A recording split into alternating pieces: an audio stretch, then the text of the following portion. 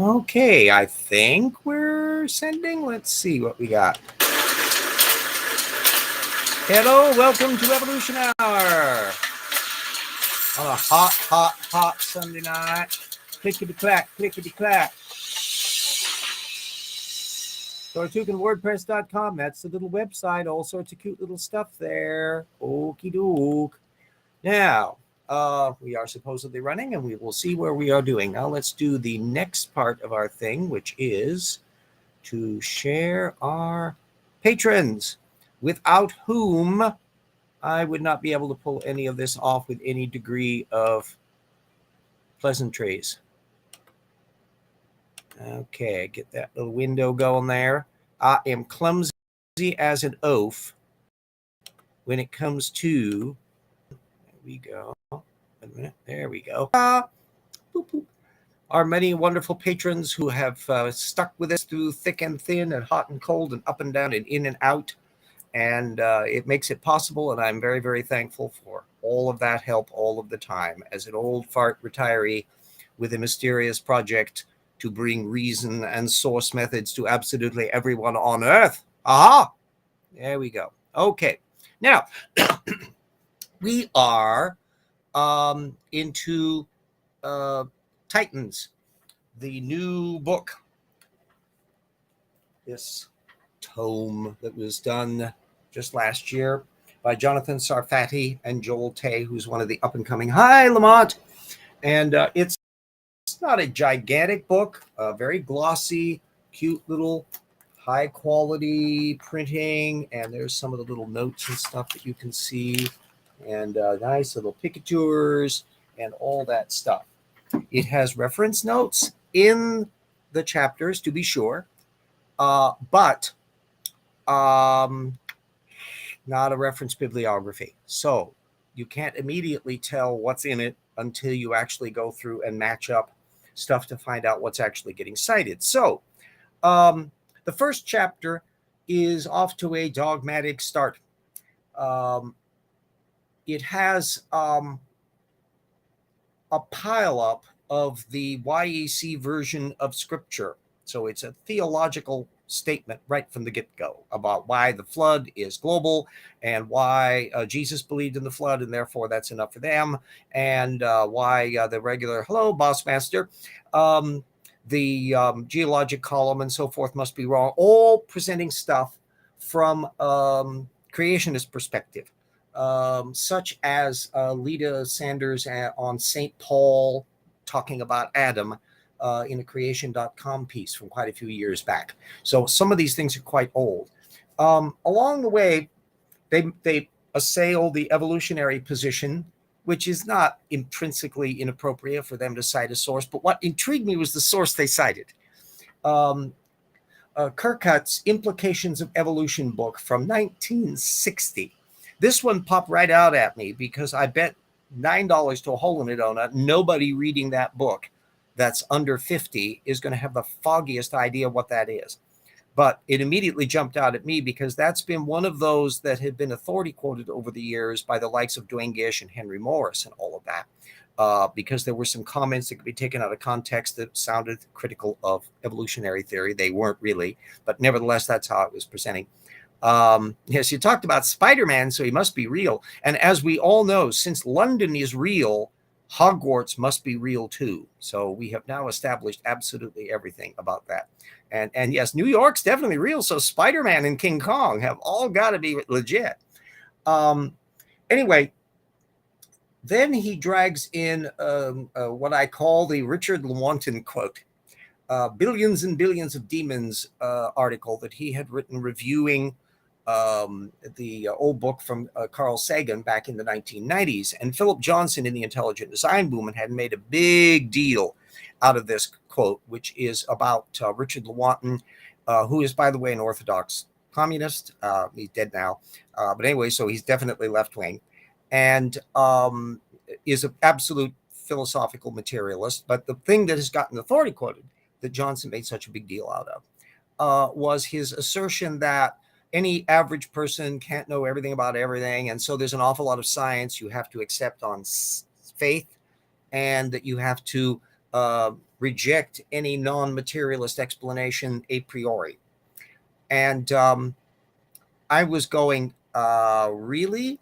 In fact, I went through and analyzed just exactly how flimsy Lewontin's argument was on this point in my old chapter 4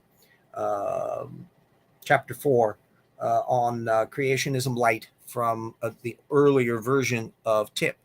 And I'll be putting a link up to the PDF on all of that so anyone can read the material on it, because the position that I was taking was to note that Lewontin, when he was talking about the things you're supposed to accept on a materialist assumption, was nothing in evolution. He was not claiming at any point that the evidence for evolution wasn't absolutely strong and rigorous. Instead, he was talking about like quantum physics and cosmology, areas outside of his wheelhouse. And at that point, I'm going, wait a minute, all of those are still rigorous sciences, and they're just exactly as rigorous sciences built on rigorous evidence as anything in evolutionary theory. And so what Lewontin is really doing is saying, gosh, I don't know enough to figure this out or to follow it enough to be able to make judgments about it myself. And so I'm going to just push aside the issues a priori. And that's a really sloppy, that's an indication of his laziness, not anything else, because all of those disciplines, you can find general works that will explain the basic principles of them and how they arrive at their viewpoints. In cosmology, certainly Stephen Hawking made a big deal out of that. And so I regarded that as a very, very flimsy position. Anyway, the Lewontin quote pops up so often, not only in the intelligent design camp ubiquitously, but also in creationism, including in this new book from Sarfati and Tay, that I've been keeping a track of it. I have a whole stack of things in a section on one of the pivotal quote mines of our time. And it ranks up there for frequency with the Darwin I quote as an example of how people just get addicted to things in quote mines and they just can't resist it. So it'll be a while, it looks like, before we're going to start bumping into technical literature on stuff. One of the areas that I'm going to be looking into to see whether or not the authors ever get around to organizing anything is how many kinds of dinosaurs are there? You'd think that a book where they explicitly mention baraminology, oddly enough, doesn't have kinds in their index, and that you might have like a list of the dinosaur kinds. It probably would be relatively short, because traditionally creationists are operating on the idea that it's dinosaur families, and so 20, 30, 40, 50-ish. Instead, that's not what we're getting apparently. I'll be looking closely to see if there's any instance of where they specify the taxa as to whether or not they're the same kind or not. Are they going to be talking about more than one sauropod, and are they going to deal with it, whether or not they're the same group, looking for psittacosaurids and protoceratopsids and ceratopsids, to see how those connect up and what they're bringing in and what they're bringing out, and to see whether or not they're doing any better in this area than Duane Gish did back in 1995 with Evolution, the Fossils Still Say No, which I went to in great detail in another chapter that you can find at TIP, the Flood Geology, chapter number 3, where I went into Gish's mangling of things on dinosaurs. And I may be alluding to some of that as we move on to compare and contrast the Gish material, which I quote extensively from it in that work, with what's going on in this book written 30 years later. So, yip-de-doodle. Part 2 of our little show has related to Andrew Sibley, who last May fielded one of the perennial claims of young Earth creationism, which is denying out of Africa origins for human beings. Remember, they got to live in Eden, and the African populations have to be descendants from Noah's kids somewhere or other down the line. So they really have to compress all of that stuff into post-flood structure, and that's what Nathaniel Jensen was doing in all of his arguments. Gish was only in 1995. Well, you have to remember that Gish had been active in the field way longer than that. In fact, the 1995 book, Evolution, the Fossils Still Say No, was a riff off of Evolution, the Fossils Say No, which was back in the 1970s. So you find older Duane Gish, and he had a variety of things in the same way that a lot of the old Henry Morris stuff, some of which starts out in the 1960s and gets formulated through the 1970s and into the 1980s. And there's an awful lot of cross-fertilization of authority quoting going on in that bunch at the Institute for Creation Research. Remember, this is pre-Answers in Genesis CMI. Those are newcomers that came along in the field around the time that Gish is doing the revamp of evolution. The fossils still say no. And what was interesting about it is the dinosaur section was amazingly vague for the time. And I'm going to be seeing whether or not there's any improvement going on in here. And of course, I'll be wondering whether or not at some point they make the mistake of citing doing Gish for something, because then whoop, we'll be sliding right in on it. So back to Sibley. So here he's doing the points on denying the human origins for Africa, in spite of all the evidence that was even in one of the two science papers he cited, Schleich book 2017, which I'll be putting a link up to. And he was dangling all these secular items to imply there was serious disagreement out of the out of Africa thing, which no. The only area in which there was an older issue was between a single population movement out of Africa, where the Homo sapiens replaces all other human populations without any interbreeding, versus the multi-regional model that Walpoff was supporting, which had the Homo erectus population and developing with a lot of genetic inflow, and that Homo sapiens develops out of this complex mixture of things. And in many respects, both sides were right and both sides were wrong, in the sense there were multiple migrations out of Africa, and there were splits, Homo heidelbergensis into Homo neanderthal and human beings. And there was also gene flow going on in the human species between us and the Denisovans, which we have a very sparse fossil record on so far. So we don't know all of their range over in Asia, as well as occasional blinkings with Neanderthals. So all of that renders some of these authority quibbles irrelevant to the current bit. One was the mutation rate in our mitochondria. So I'm putting up a paper from Madrigal 2012. As it's fascinating that he was relying on this matter because it was so out of phase with what we were going on. Anything from 2012 would be just simply out of mark. And also he cites, and I'll be putting a link up to Connell 2022, which is carrying up on this stuff, which is therefore the year before Sibley's post, that cited that Madrigal work as part of reflecting on the varied studies could be depending on which features they had identified and which were excluded. So that provides a wonderful context of what that older 2012 work did. And absolutely nothing in there, it was being suggested that the out of Africa model was in any major respects incorrect. And along the way, good old Sibley can't resist bringing up Darwinians are racists, bum, bum, bum, and tossed in a trope of misfired quotes from Darwin, and one from an 1861 article by Thomas Huxley, which we're going to be going into in more detail in Rocks Were There Volume 2 on the human evolution and racism issue, because the attempts to use Huxley have misrepresented what it was in the same way that these Darwin quotes are misrepresenting him. So anyway, I'll be putting a link there to a Gutenberg.org file on that.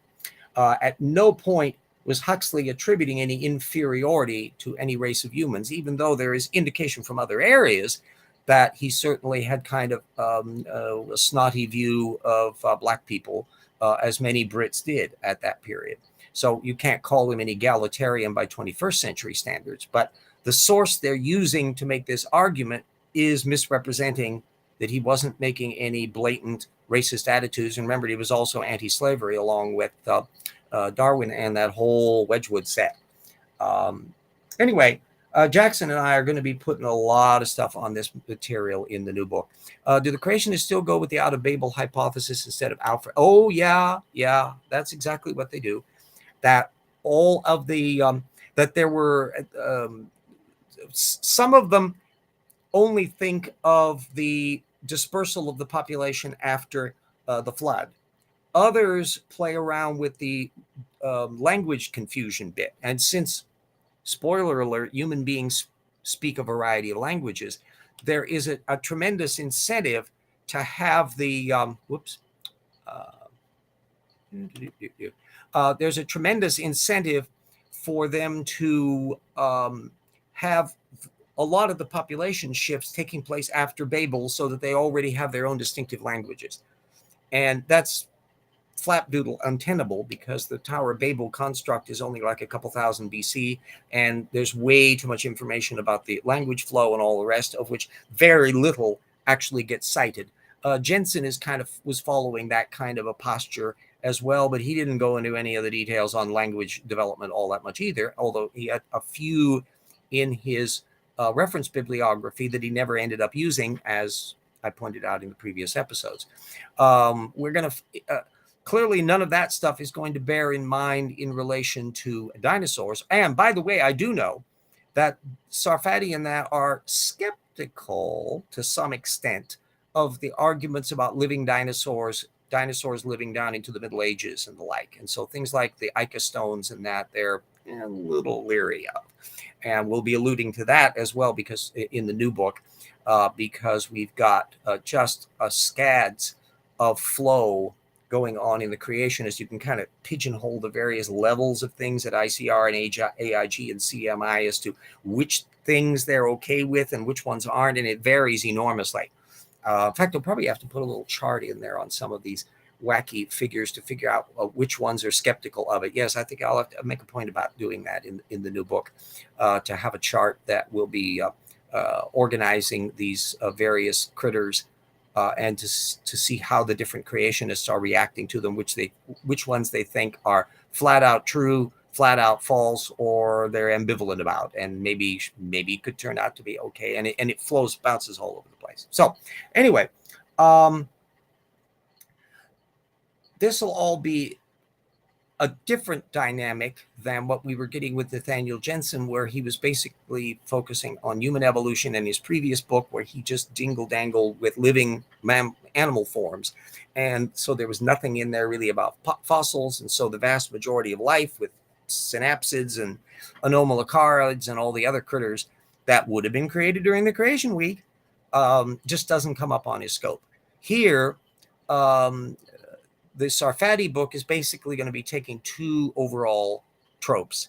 One is that dinosaurs are fearfully made by God, wonderful, wonderful, and that dinosaurs and birds can't be related. And that's going to be there. There's quite an extensive section going on and on about that. Doctor members of their own species until God separated all the velociraptors into several languages. Yes. It'd be just wonderful, and figuring out what little tweets and so forth that dinosaurs would have been having in communication.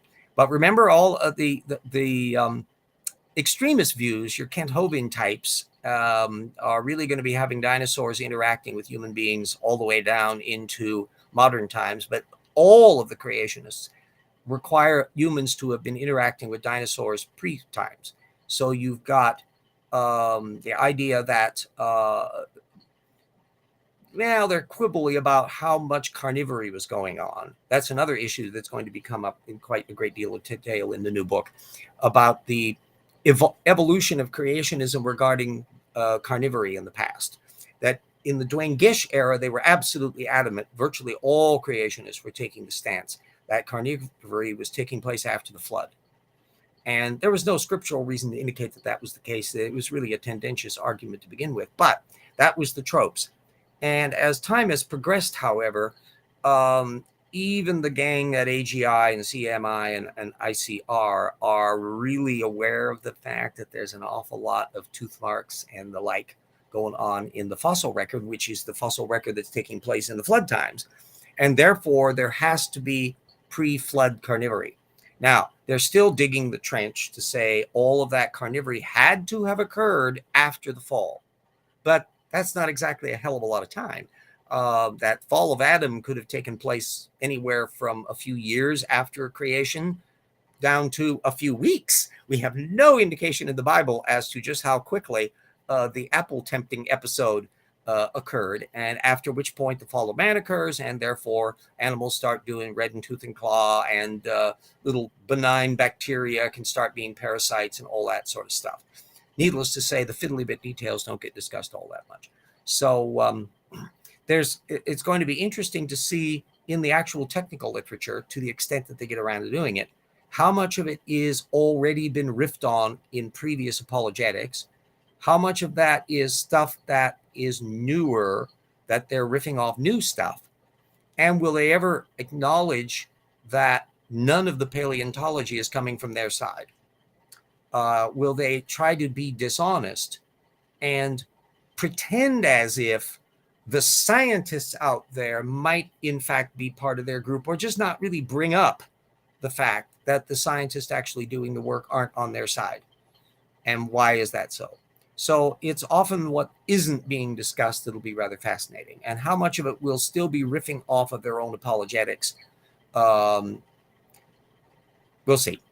It's going to be a funky little thing to do. It'll take me a little bit while longer just to plow through most all of the creationist sources that were being alluded to in this first chapter weren't in my reference bibliography. And other than sticking them into the Titans bibliography, I'm not planning on adding them either, because they're just effectively religious apologetics.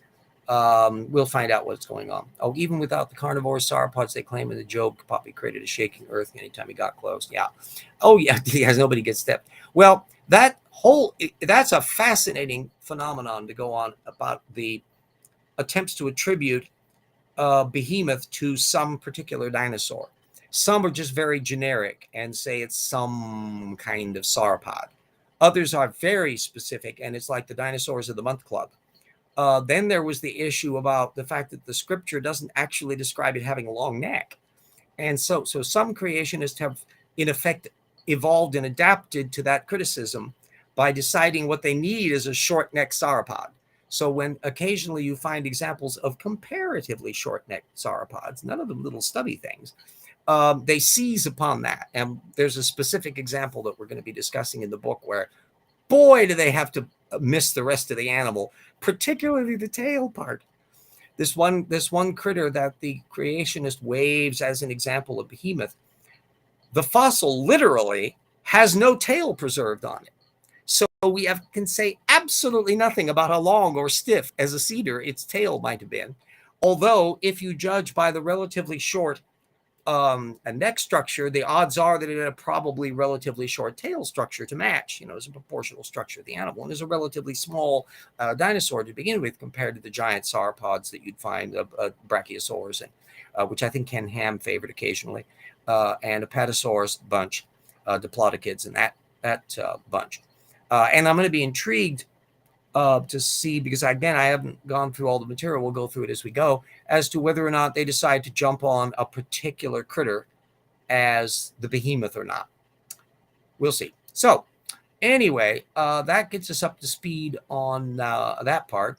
I'm still sweating up in here because of the heat wave that's all over the place. Fortunately, not as horrific as Dapper Dino down there in Arizona, where it's been a week of 110 plus degree temperature, and it goes down to like 90 degrees at night, whereas up here we're just flirting with getting up to 90 degrees here in Spokane. And we'll by the next weekend we'll have another surge of 90-degree temperature in there, which is not too different from what we typically get. August gets hot in Spokane, but we got our little air conditioner thing, and it gets down to like 50, 60 at night, enough to I can let the back room cool off to the point where I can sleep without turning into a puddle of sweat. So we'll see about all that goes.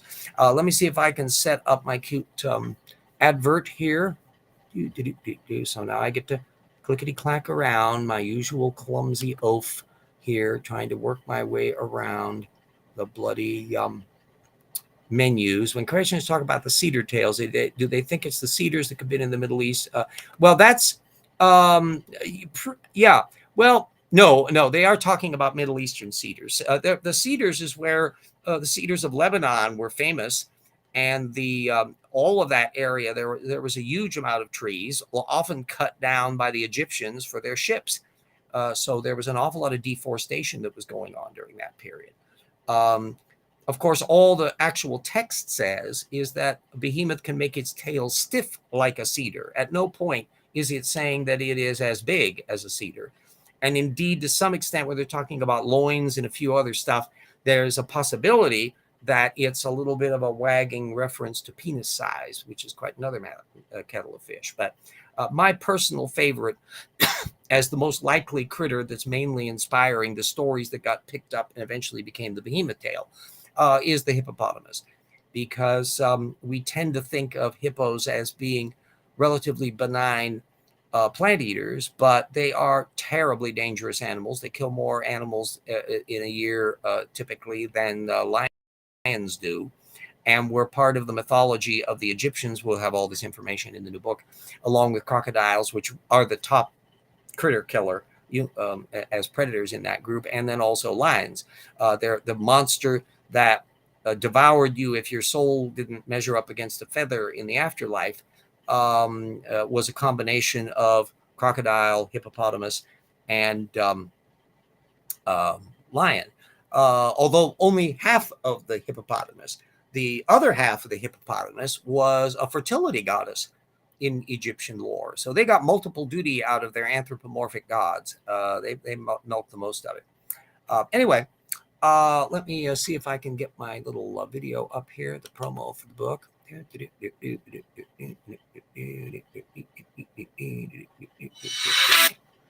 Okay, and then we do our rigmarole of screen sharing. There we go. Voila.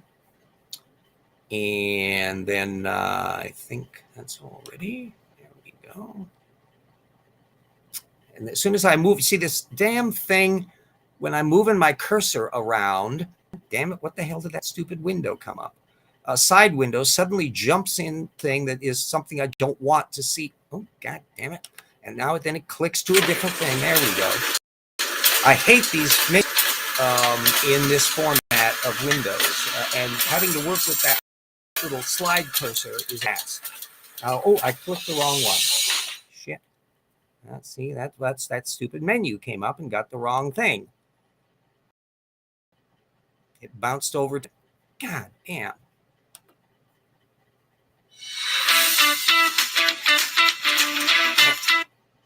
Okay, now I have to reopen. Do that again. God damn.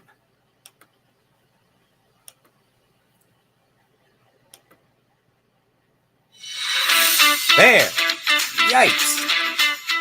Woo. I barely manage a mouse when I'm using a PC. Having to do that little slider thing is just a pain in the ass, and it's constantly pulling up side menus and deciding to go to a default mode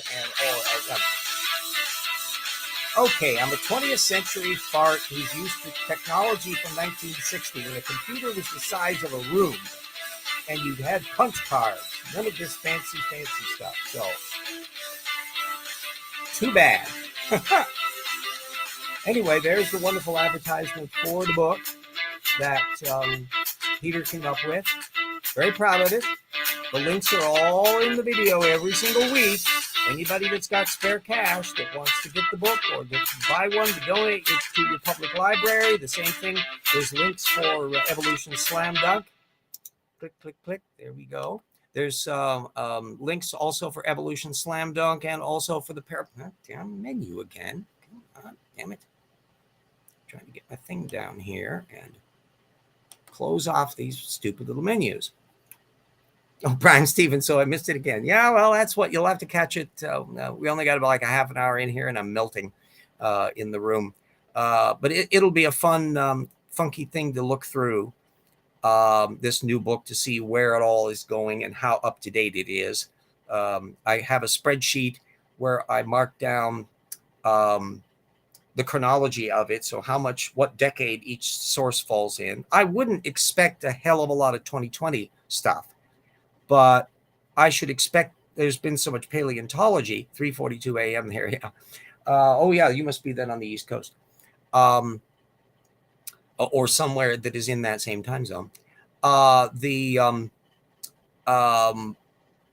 source material that I would be expecting it to pick up, where they would have a lot of stuff in the 2010s. And then, of course, we're going to expect when they get down to the bird evolution issue, they're going to trot out Alan Fiducia, blah, blah, blah. The issue then is, will they also mention the criticisms of Alan Fiducia? And if they don't, since this is old issue, it would be file under information distortion. Then I'll be breaking it down in any technical paper that they're citing. In my spreadsheet, there are 3 different categories involved. One is non-controversial, where they're not misrepresenting the source. They're using a bit on a point at which they're not stepping around information that is relevant that they should be mentioning. If there's information in there, which certainly was the case with the vast majority of what Jensen was citing, or not citing even, in his previous book, then that goes into a different category. And then there's this other category for things that are used, dragged out for authority quoting. And I'll be able to measure the extent to which sources are being used for that. Somebody like Rupin Sanford, we're having a relatively high proportion of authority quoting, whereas in Jensen, he wasn't doing it at all. And so we'll find out whether or not Sarfati, who could certainly authority quote, as he's already started off in this book with the stuff that he's culled from Darwin and Huxley, I would expect to see quite a lot of that coming downstream. So we have a lot of stuff to deal with, and how quickly it'll go on, we'll see. After this book, I even a prospect of doing a non-science related work that came up in a thread relating to culture campers and conservative ideology. The Conservative Foundation for Economic Education, for example, that relied on a work by Newman from 2017 from the Mises Institute, the Progressive Era, where they were making all sorts of claims about the Progressive Era wasn't so progressive and blah, blah, blah. And as a historian and somebody who was aware of so much of that period for another book project that I did do ultimately, this Halsey historical novel that goes through the 19-teens, 20s, 30s, 40s, it was all historical epic. That I'm bumping into a lot of that material anyway. So I was kind of curious to wonder, since it was downloadable, to do a source analysis on it, because there wasn't a conventional reference bibliography in it either. And so I was intrigued to see how that was doing. And these issues about how political ideologies mangle source material to suit them. Marxist-Leninists can do it, trying to deny that the Soviet famine in Ukraine took place, for example, and I bumped into a few of those just recently. They got videos on YouTube, as of course, everything does. And is that any notably different than the kinds of apologetics that right-wingers can do? The David Barton stuff has been analyzed by quite a few people, and I don't have a great deal of those works available. They don't end up as PDFs, but I was able to get this as a full PDF text so that I could go through it theoretically and do an analysis on that. And that will also be an illustration of how source methods can be applied to absolutely any topic. And because of the political interactions with hyperconservatism and the creationist movement and the Trump phenomenon, it's not an irrelevant issue to go through. So unless a book is recommended to me that I do a source analysis on before that, to bump it on the queue, that's one we'll probably deal with after we finish up the Titans book. So there we go. We're a little past half an hour. We put our adverts up. I pretty much said what I need to do here in this half an hour, and it is bloody hot. And don't accept any wooden penguins. And everybody try to stay cool if you're in this huge zone, or stay out of the way of floods. Everybody is in the East Coast from like Virginia north is going to be hit with some really serious flooding from this second wave of storms. So areas in New York and Philadelphia up to Maine and all, that's going on. It's just terrible in there, as well as areas in the super hot, which is stressing power grids because of air conditioners and all that. So I in the Pacific Northwest can be a little bit damp from the heat, but not necessarily as big of a problem because we don't have the high humidity here and all of that. So I cannot complain. Plus, I've got work to do and fascinating subject matters to deal with. So everybody, Stay cool, stay safe, and keep on going. Keep on trucking with the research. In Florida, it rained all day today.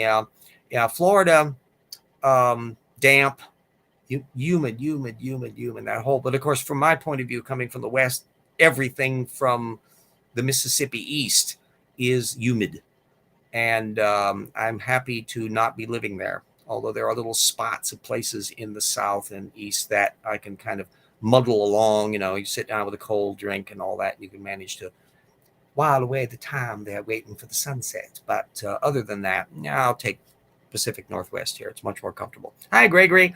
Just came in at a time for me to say bye-bye. Closing up shop here, unless we get some little topics going. I will remind everybody that even if you aren't planning on acquiring any of the works directly, go ahead and link up to everybody in your networks. Tell them about the projects, the nonfiction books as well as the fiction books. If you're a patron for the account already, you can put in your social network, say, check it out and find whether or not somebody else wants to help in that as well. So all of those things, I put the links up, and everything that's at the website, tortucanwordpress.com, is freebies.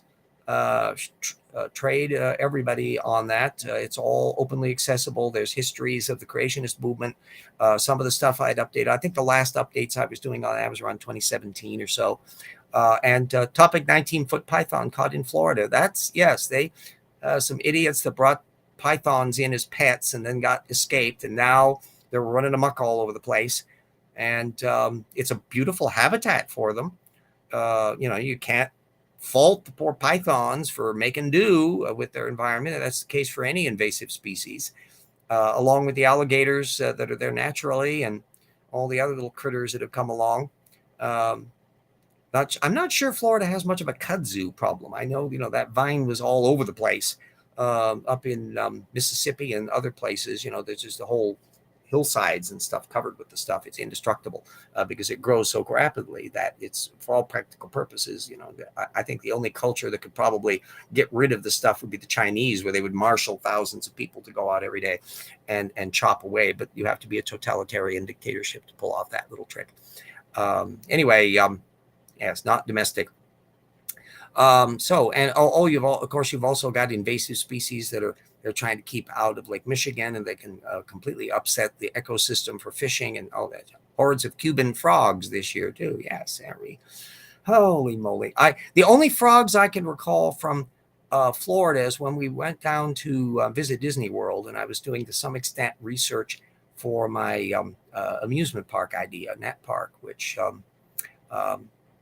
there's the Remember When, The Memories of Natatorium Park. It's available online. You can see it. Remember When.